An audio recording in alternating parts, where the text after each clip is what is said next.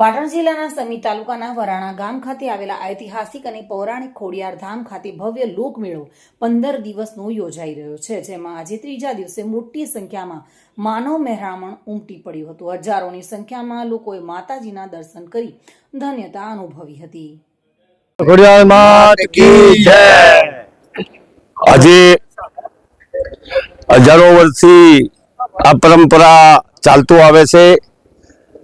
માસુદ એકમથી આ મેળો ચાલુ થાય।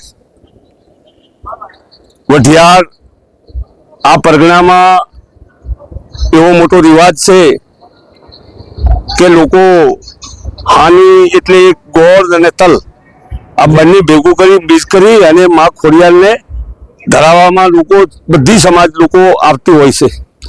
ખૂબ મોટો આ મેળો છે। આ મેળો લગભગ 1 મહિનાનો મેળો છે। બધી વસ્તી મેળામાં આવે છે, આનંદ માણે છે। માં ખોડિયારની ખૂબ મોટી શ્રદ્ધા છે। લોકો જુદી જુદી શ્રદ્ધાઓ લઈને આવતા હોય છે। પાટણ જિલ્લાના સમી તાલુકાના વરાણા ગામે આ શ્રી ખોડિયાર માતાજીના પરંપરાગત ભવ્ય ભાતીગર મેળાનું મહાસુદ એકમથી મહાસુદ પૂનમ તારીખ 19/1/2026 થી તારીખ 1/2/2026 સુધી આયોજન કરેલ છે। આ મેળામાં આવનાર ભાવિક ભક્તોને પીવાના પાણીની વ્યવસ્થા, સ્ટ્રીટ લાઇટની વ્યવસ્થા કરેલ છે, તેમજ મેળાના સ્થળો ઉપર સફાઈ, પાણી છંટકાવ, સીસીટીવી કેમેરા લગત સુવિધા તથા ફ્રી પાર્કિંગની સુવિધા કરેલ છે, જેથી આવનાર ભાવિક ભક્તોને તકલીફ પડે નહીં। પાટણ જિલ્લાના સમી તાલુકાના વરાણા ગામે આ શ્રી ખોડિયાર માતાજીનો મેળો પરંપરાગત ભવ્ય ભાતીગર મેળો મહાસુદ એકમથી પૂનમ સુધી ભરાય છે। તારીખ 19/1 થી તારીખ 1/2 સુધી ભરાનાર છે।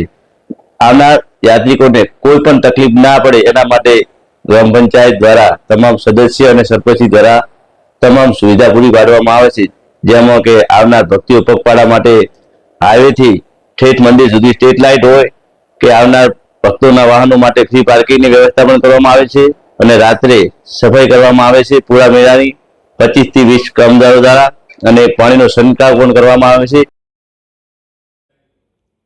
વસંત કડિયા સાથે bureau report, today Gujarati news.